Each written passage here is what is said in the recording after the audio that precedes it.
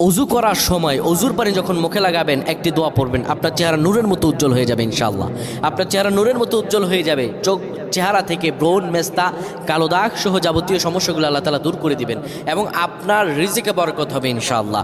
আপনার দোয়াগুলো কবুল হয়ে যাবে। অনেকের চেহারা সুন্দর কিন্তু তাকাতে ইচ্ছে করে না, মনে হয় চেহারায় নুন নাই, কিন্তু অনেকের চেহারাই কালো কিন্তু দেখতেও ভালো লাগে। যেমন এই যে বেলাল হাবশি, চেহারা দিকে তাকালেই শান্তির সুবাতাস বয়ে আসতো। সাহাবীরা যার চেহারা দেখে অনেক প্রশংসিত করিয়েছিল এবং যার কলব স্বচ্ছ ছিল। প্রিয় ভাইরা আমার, অজু যখন আপনি করবেন, অজুর পানিতে যখন আপনার চেহারা ভিজাবেন, তখন অজুর পানিতে আপনি এই দোয়াটা 3 বার পরে, দুরূদ শরীফ 3 বার পরে ফু দিবেন। দোয়াটি হলো আল্লাহু নূরুস সামাওয়াতি ওয়াল আরদ, আল্লাহু নূরুস সামাওয়াতি ওয়াল আরদ। পানিগুলো নিয়ে সেই পানির মধ্যে আপনি ফু দিয়ে চেহারার মধ্যে লাগাবেন। আমার আল্লাহ রাব্বুল আলামিন